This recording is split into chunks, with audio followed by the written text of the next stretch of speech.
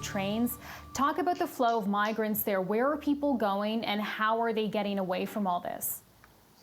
Well, wars are horrible. They disrupt people's lives, and tens of thousands of people have been on the move, and an estimated 368, according to the UNHCR estimations, 368,000 people already left Poland, and they expect this number can reach up to 4.5 million if the war spreads in other parts of Ukraine. So it is really disruptive. Several people are moving within Ukraine, but several others are in the borders of European Union.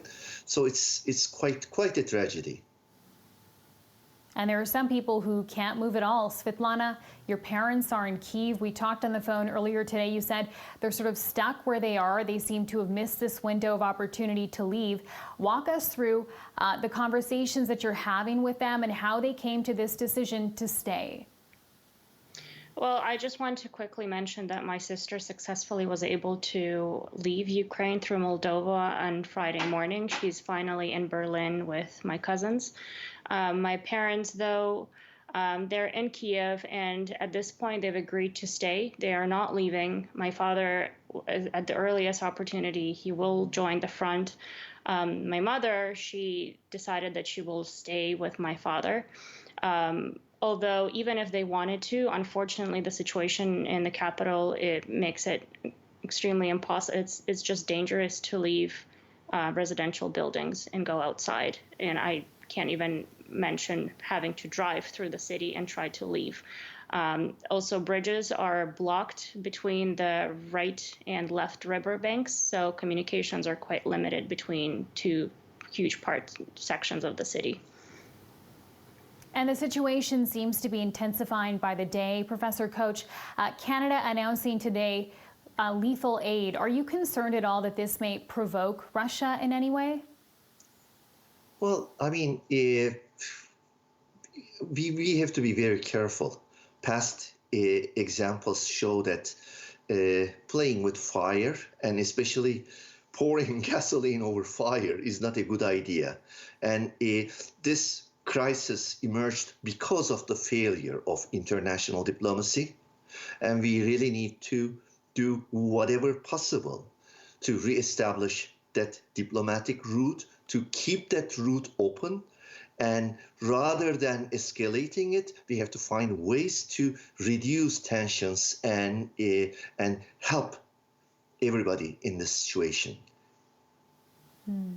Svetlana, are you having conversations about what may be next for your parents? What's their plan there? There is no opportunity to make any plans. Their plan right now is to survive. Their plan right now is to wake up during the sirens when it's dangerous and to run to the bomb shelters. Their plan is really just to wait until it's safe to go outside. It's really hard to even think about what things are developing so quickly right now by the second. We do not know what's going to happen tomorrow. I don't know what will wake me up at 2 a.m. today, whether it's a message about some bombing at the other end of the city, and I have to tell my parents to wake up because there's a risk that the sirens will go off again in the next 15 minutes, let's say. I mean, this is the reality that we're facing. And you mentioned your sister was able to get out. Can you tell us a bit more about how that happened? Yes, well, we all had a feeling that there is some risk, probably a week before Wednesday. So last week on Wednesday, she drove over to my grandmother's house. She stayed with my grandmother in Uman, which is central Ukraine, and she stayed there with her friend for a week. So she was closer to the border. She drove. It was a very last-minute decision, and as soon as 5 a.m. decision, actually, as soon as we heard that Kyiv is being invaded, we knew that, okay, then the tension is going towards Kyiv. That means that any other areas around Ukraine are probably a little safer. So she had to abandon my grandmother with the dog and get into the car, and the two 20-year-olds were driving through villages to reach Vinnytsia, which is closer to the west border. And then the next day at 5 a.m. again, friends picked them up and dropped them off at the Moldova border, which they crossed by foot. In Moldova, they were picked up by other volunteers who drove them to a shelter. From that shelter, the next day, they got to the bus station to reach Poland. And then finally, just a few hours ago, I got confirmation from my cousin that they're now in Berlin. An incredible journey, and there are people obviously who are trying to make it to safer parts of Ukraine, others who are trying to just get out of the country. So Professor Koch, talk to us about how some of the EU nations are accepting refugees and how that compares to refugees from other nations like Syria and Afghanistan. Well, there are double standards. Poland, for example, has been accepting Ukrainians even after the 2014 crisis. There are an estimated 1 to 2 million people, we don't even know the full numbers, who are already living in Poland. And these are accepted easily. And then those people who try to claim refugee status and try to enter into Europe, they face serious challenges. Thousands of them have been drowned in the Mediterranean Sea or frozen to death in borders. Recently, we had stories of 12 refugee claimants in the Turkish-Greek border who have been thrown back by stripping them of their clothes, and they froze to death. And last year, similar things happened. Belarus used them as some kind of a human shield to force them to Poland and Lithuania to use political advantage. And these people's lives have been in limbo. If they are lucky, they end up in detention centers rather than working in the cities or getting to universities, and they are treated differently. And this difference is not just by chance. It is a systemic difference. It is based on racism. It is based on ethnic separation, segregationism, and it continues. And many people are responsible for this, especially European politicians. Newspapers, journalists are responsible for this. And there are stories of horror stories right now at the border. For example, there are about 300,000 students or foreign workers in Ukraine. These are mostly of South Asian, African, Middle Eastern, or Central Asian origin. And when they try to escape to neighboring countries, they are being denied. They are even being forcefully kicked out of trains, trying to get out of Kiev.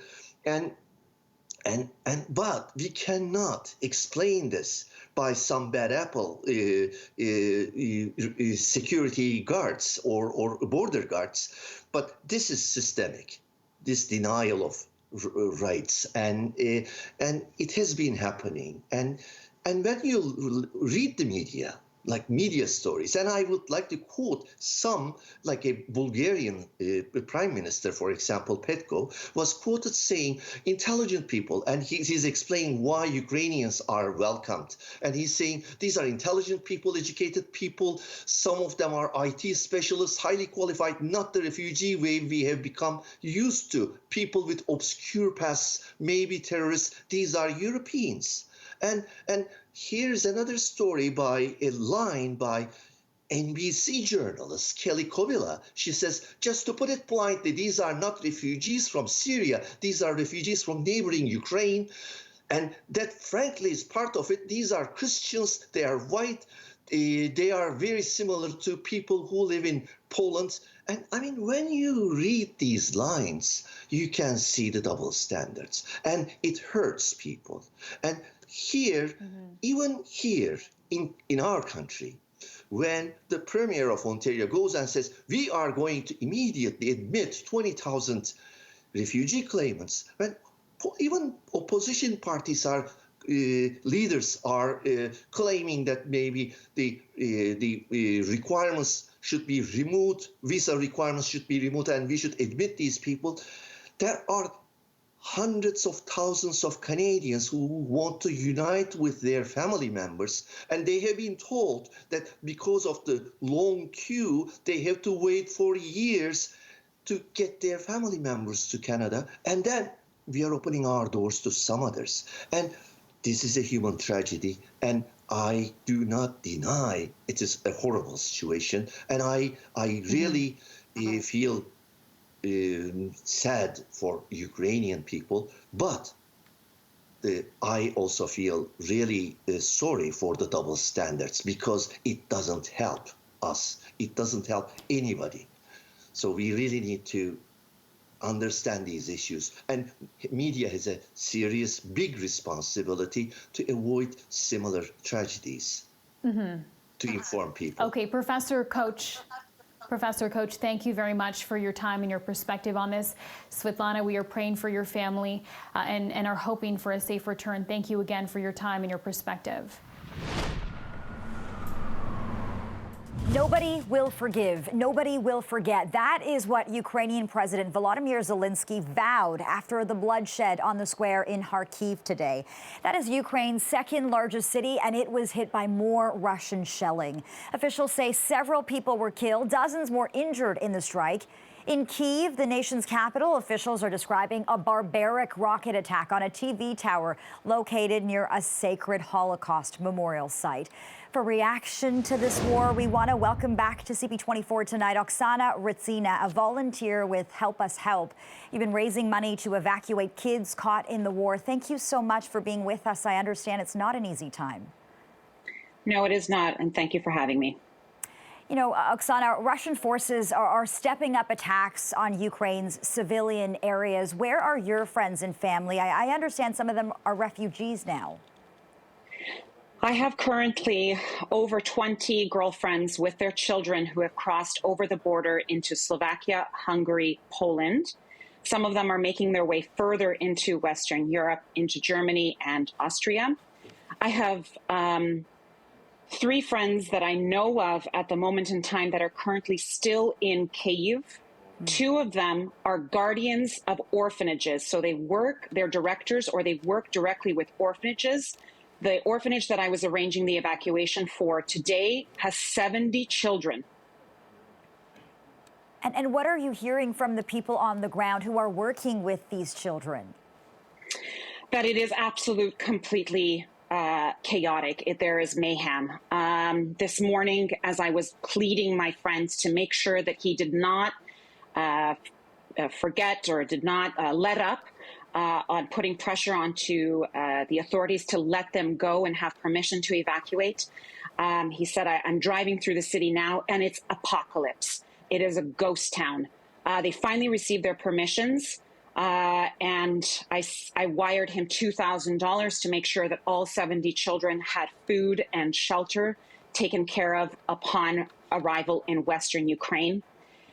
And it is insane.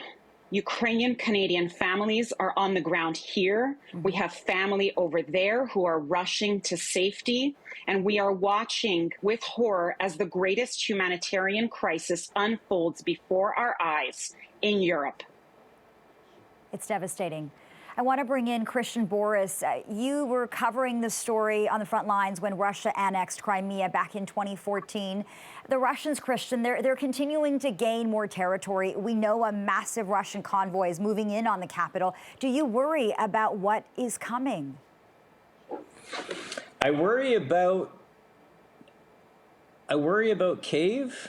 I don't worry about Ukraine long term, because I really think Ukraine 100% will win the war. It's just that what Russia's switched to now is Syria-style tactics, where they're launching salvos of artillery rockets into cities, into urban areas. Like there's images of, I mean, there's lots of kids that have died in the past few days. There's images of playgrounds being hit. Like they're not trying to do anything militarily. They're just trying to terrorize the population now. So that's the scary part. I mean, there's lots of stories about Russian soldiers who are deserting their vehicles. There's tons of destroyed Russian machinery all over Ukraine now, but they have lots and lots of numbers, and they're coming into Kyiv. So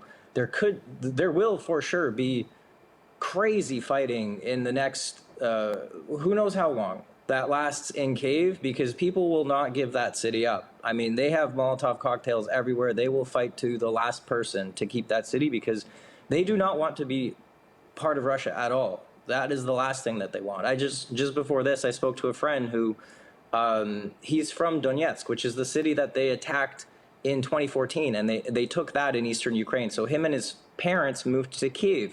His father was still quite pro-Russian at that point, but lived in Kyiv.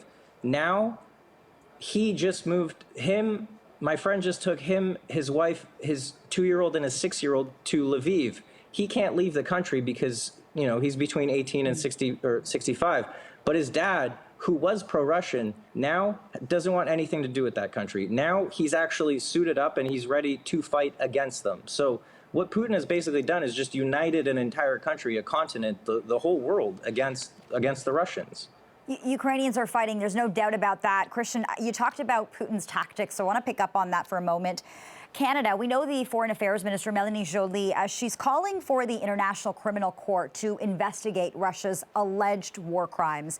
Is that what we should be calling this? I want to talk to you about the language, and then Oksana will ask you the same question.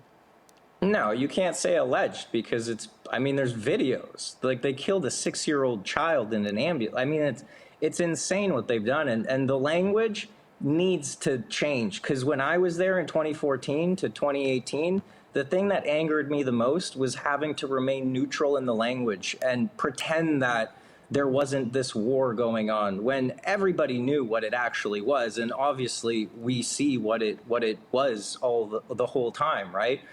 And to say that they're alleged war crimes is that's not journalism. That's just misstating the facts. And all you have to do is look at what they are doing, where they are shelling. They're shelling urban areas with highly sophisticated weapon systems and also completely old Soviet equipment that is indiscriminately shelling those areas. And they're killing civilians. There's no military aim there. So those are war crimes.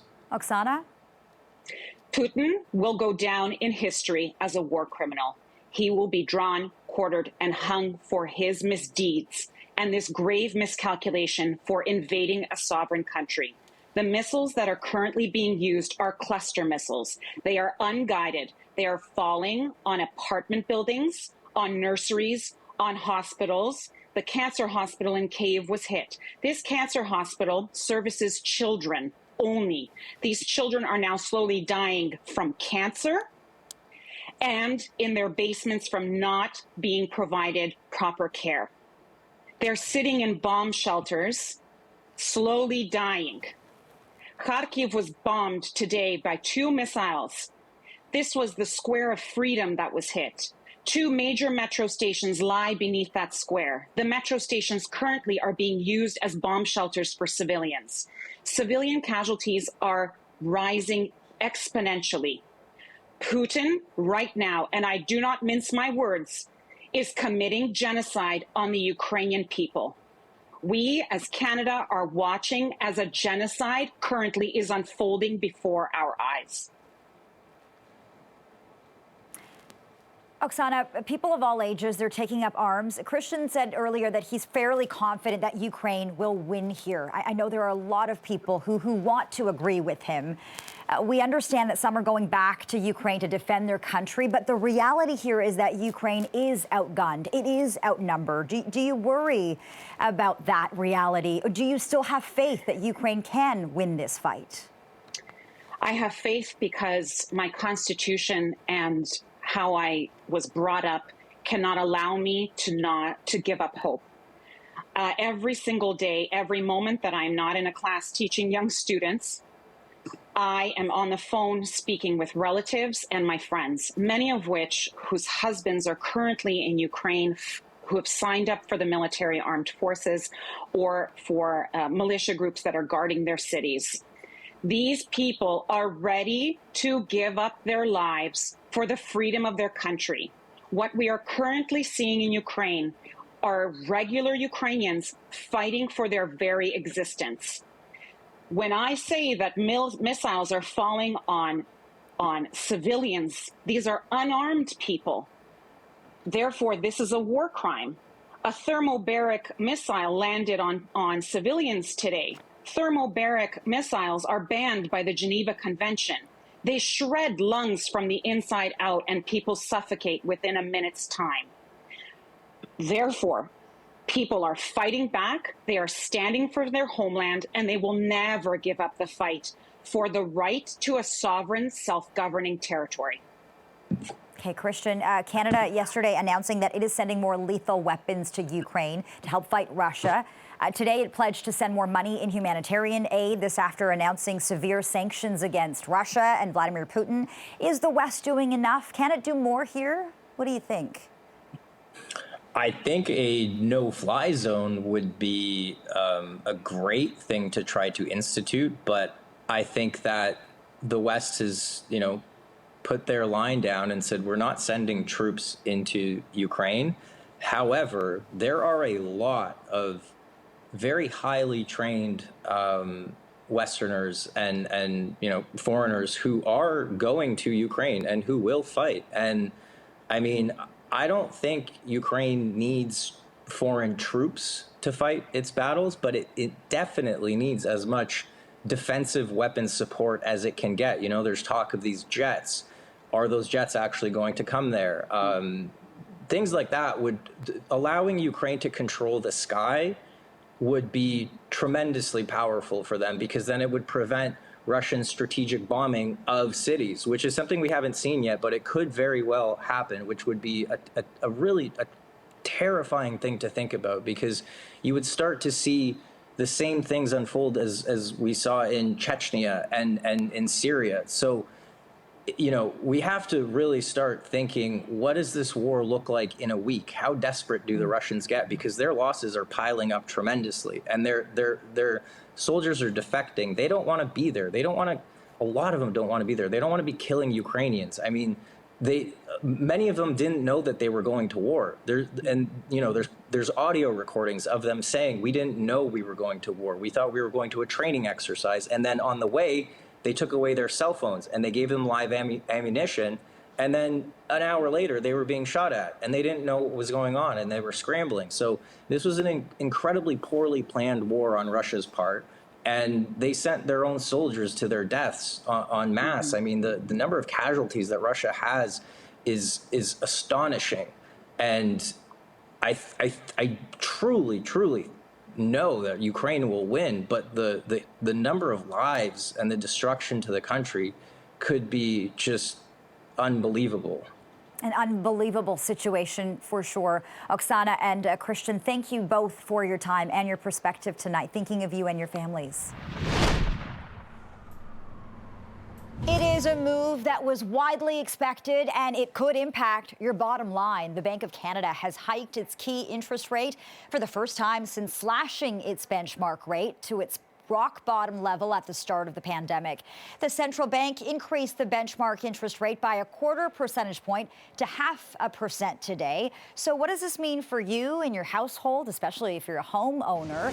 For analysis, we're joined live by the CEO of the Ontario Real Estate Association, Tim Hudak, co-founder of Mortgage Outlet, Elan Weintraub, and business journalist and founder of All Caps Content, Brian Borzakowski. Thank you all for joining us tonight. Tim, we'll begin with you. No big surprises here. We know the economy has rebounded, inflation recently hitting a 30-year high. I guess the big question now is, will this hike cool a red-hot housing market? No, I don't see that happening, Lena. I mean, number one, a lot of people expected this rate hike to come. It is quite modest considering where we have been historically. And the bottom line is, I mean, housing is a hot market right now because there's a lot of demand for it. It's a smart investment. It's where you can be yourself. It's where you raise your family. We have millennials entering the market. We have immigration returning to our province. Mortgage rates still remain low. The only way, quite frankly, we can get housing prices closer to reach is to increase supply, more inventory in the marketplace. That will help get things back under control and homeownership closer to reach. And we've heard that from the experts time and time again. Brian, we'll come to you next. Let's talk about inflation because it is top of mind for the Central Bank of Canada. We're going to see record-breaking prices at the pumps tomorrow. A trip to the grocery store is certainly costing you these days. And this move, we understand, will cool inflation. So what does this mean for the average household, do you think? Well, I think the move is on its way to perhaps helping inflation, but it's not going to do anything right now. I mean, we're seeing the uncertainty in Ukraine is pushing oil prices up, so that will make it harder for people to afford gas as prices will rise. But the idea is to cool down the economy a little bit, and this is going to be the first hike of many. How many is up in the air? Some people say 5 or 6 this year. Other people say now kind of 3 or 4 because of what's happening overseas. But what this means is just that, again, for the average person, it'll increase potentially variable rate mortgage costs. It'll increase borrowing costs on lines of credit. In terms of inflation, I think people will still feel it. Right. But perhaps this is the beginning of something that's going to cool over time. Right. So I want to pick up on the timing then. Let me ask you this, though. This is the first of many hikes. How long before we could see a difference? It still could be a while. I was looking at the previous time that we were at 0.25%, and when that went up, it took about almost 10 years to get to 1.75%. So we're going to see small increases, another 0.25 here, another 0.25 there. And I think, the Bank of Canada just wants to take it easy, just in case. There's still a lot of uncertainty, even with COVID-19. Will another variant come and shut things down? So I don't think they want to move too aggressively.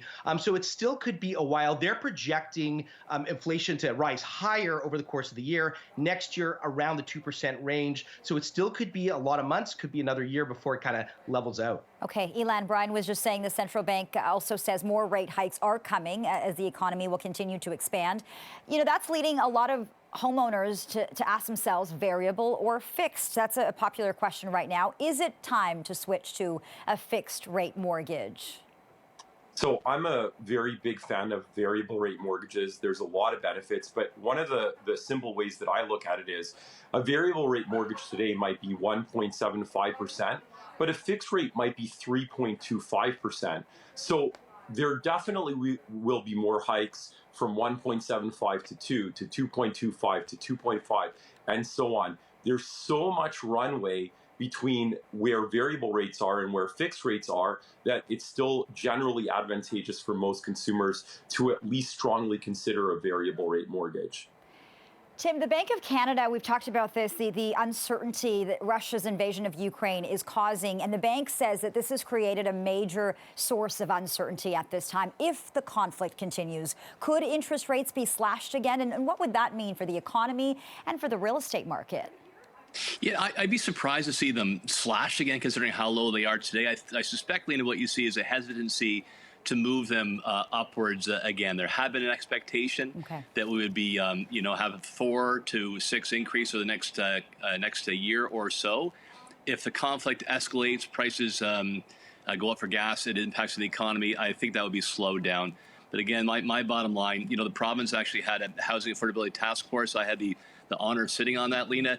If you do want to get prices under control, you have to put more homes in the market and more choice. That's what does it, as opposed to playing around with interest rates. Elan, how do you respond to that? Is supply the only solution here? Increasing supply? I think definitely supply is the solution. Toronto and Canada, there's demand both internally, globally. People want to live here. It's been a good investment. People want to enjoy their homes, their cottages. So, little tiny changes with the rates up and down are not going to change the demand. It's really the supply. If we do see, though, 5 or 6 interest rate hikes, what do you see for the months ahead then? Fewer bidding wars, fewer offers for homes? Could that be our new reality at all? I'll ask you that, Elan. I'll ask you that question. Well, in order to qualify for a mortgage, the government introduced the stress test, and basically a consumer needs to qualify as if their interest rate was 5.25% in today's market.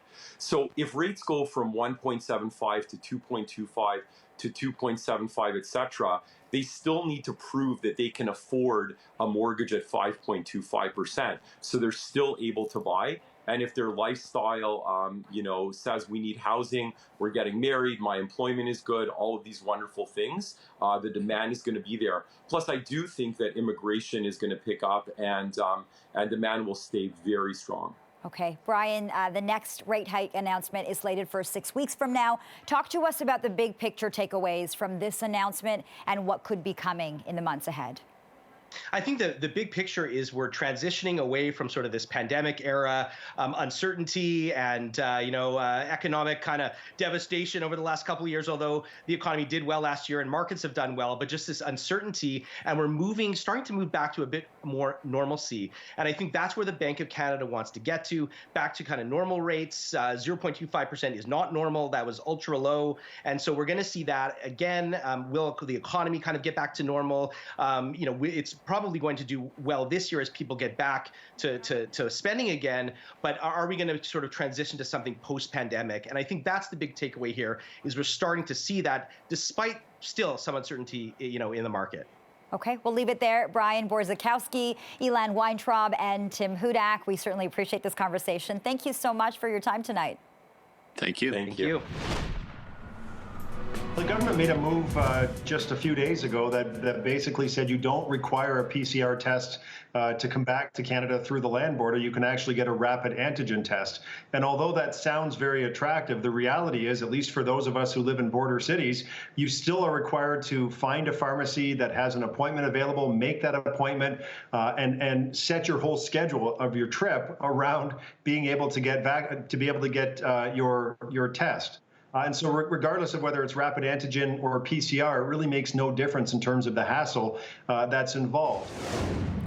Canada's border city mayors are taking their pitch directly to Ottawa tonight. More than a dozen mayors from municipalities in British Columbia all the way to New Brunswick have written a letter to Prime Minister Trudeau. They're asking that he allow all fully vaccinated travelers to cross the Canada-U.S. land border without having to take any COVID-19 test. For more on this, we welcome to CP24 Tonight the two Mayor Jims, Niagara Falls, Ontario Mayor Jim Diodati and Coutts, Alberta Mayor Jim Willett. Thanks to you both for being here tonight. You've got more than your first names in common. You've both signed off on this letter to the Prime Minister. Mayor Diodati, let's start with you. How, would the removal of any testing at the border help Niagara Falls, Ontario? Well, Beatrice, it would be huge. In Niagara Falls, we're the #1 leisure destination in Canada. We get upwards of 14 million people every year, and typically 50% of the revenue comes from the south side of the border, from our American friends. And of course, that's been shut off for the last 2 years. We've had 2 devastating tourism seasons, and I can tell you here in Niagara, 40,000 people count on tourism to feed their families.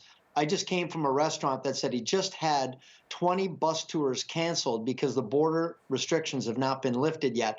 I mean, it's been devastating. We need some help now. That's 2 seasons, 2 strikes. We don't need strike 3 to come this year. We need to be proactive, and it's time. And I think, Beatrice, we've been saying follow the science, and the scientists are now telling us the travel rules are now obsolete. Mayor Diodati, is just playing devil's advocate here, is $40 for a rapid test really deterring that many Americans from crossing the border? Oh, yeah. There's nobody crossing the border. When we were kids growing up, you play the game with your brothers and sisters, what plates from which states and provinces. Well, you don't play that anymore because there's nobody coming. The empirical evidence is the bridge. And it's more than that. It's a matter, and earlier you played a recording from Drew Dilkins, the mayor of Windsor, and we know growing up on border towns that you have to first find one available. One day I was trying to book one. I'd have to drive to Rochester, 90 minutes away. You book it, you take the test, you pay for it, you hope to get the results in time, and then you have to come back. And it's very cumbersome. And unfortunately, a lot of people have chosen to bypass Canada for their travel destination, and that's terrible. It's a $100 billion travel industry across this country, and it's been devastated. And so, yeah, travelers will take the path of least resistance, and it'll mean avoiding Canada at this point. Mayor Willett, let's talk about how these testing rules are impacting your community in Alberta. What's going on there? Well, for one thing, we've finally got traffic again, but it's much the same as the other mayor was saying there, that people take the path of least resistance, and we're looking forward to finally getting tourist traffic again after a year and a half or 2 years, whatever it's been, and we see 40 to 65,000 people per week here. It's not as big as at Niagara, of course, but it means a whole lot to this part of the world. If you're going to come into Alberta, most people will come through here, and if it's going to cost $40 a head, it may be prohibitive. And it doesn't make a lot of sense. If I'm going south, all I have to do is prove I've been vaccinated, and away I go. So, you know, it's just time to ditch it. Yeah, inconsistencies of policies on both sides of the border. Mayor Willett, how has the economic impact been? What has the economic impact been on your municipality? As you say, if people want to go up to the Rockies, they want to go to Banff or Lake Louise, they got to get through Coots first. Well, the impact on Coots, I've told the story many times. The impact on Coots is not much. We don't have a lot of amenities here, but you go up the road 15 kilometers to Milk River, and it makes a big difference. There's a campground there that is the first stop that you see after you get into the country. If you're going to buy groceries, all of the kinds of things that you would do, you do them in Milk River. And it is, they'll tell you, the Businessmen's Association there has the numbers, but they'll tell you that it has hurt. It's been noticeable for the last year and a half. And it's time to get those people back up here and spending a little American money in our province and in this area. Yeah, we don't mind those American dollars at all. Mayor Diodati, as Mayor Dilkins was talking about, a lot of people cross into Windsor. They want to go to Caesars just like they cross into Niagara Falls. They want to go to the casinos. They want to have a family day on Clifton Hill. They want to dine at your restaurants. Tell me about the job impact. I guess not everyone's back to work in the travel and tourism sector in Niagara Falls yet, are they? No, it's been very, very difficult, Beatrice. And, you know, they refer to the Great Resignation. Many people have left hospitality. It was just too risky. It was too up and down and not predictable. And the people that work in this industry, some of them have multiple jobs. They have family to feed, mortgages to pay, and rent. And it just became not predictable enough. So many left. So now the back end of the problem is that some of our hospitality and tourism operators are having a hard time recruiting people back into the industry. So we have job fairs going on, and some people saying, no, it's not worth it. It seems that we don't know if it's going to close again. We don't know what's coming next. We're looking for something different. So it's created a myriad of challenges, and right now a labyrinth of rules and half steps and mixed messaging. It's very frustrating for the traveling public right now. And the other issue, Beatrice, is right now the tourism industry is planning their marketing dollars for the coming season. Do we market which state? New York, Pennsylvania, Michigan, or are we marketing within Canada? Nobody knows right now. So we're asking the government, follow the science. Dr. Zain Chagla, infectious disease doctor from McMaster, has made it real clear that, you know, there's no scientific reason to single out travel, that community spread is responsible for 99% of all infections. So it's time to lift the restrictions. They're not helping, but they're certainly hurting a lot of people. Mayor Willett, what kind of a message do you think it sends to the Prime Minister to have 15 mayors sign this letter? And how quickly of a response are you anticipating to get from the feds?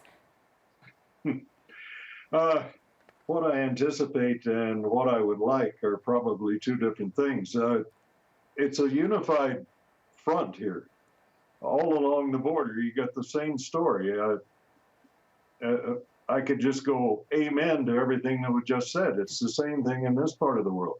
And every place that you've got a port like this where you want people to come into the country, it's time. It's silly. We talk about, it used to be, well, if you come into Canada, you can't get back to the States without going through the same thing. Well, now that's not true any longer. So let's, as has been said by our whole group, follow the science, ditch the test for people that are vaccinated, and let's get traffic flowing. especially ahead of high season, summertime, very important in this country for sure, for tourists. Mayor Diodati, Mayor Willett, thank you both so much for your time tonight. I wish you luck with your letter. Thank you very much.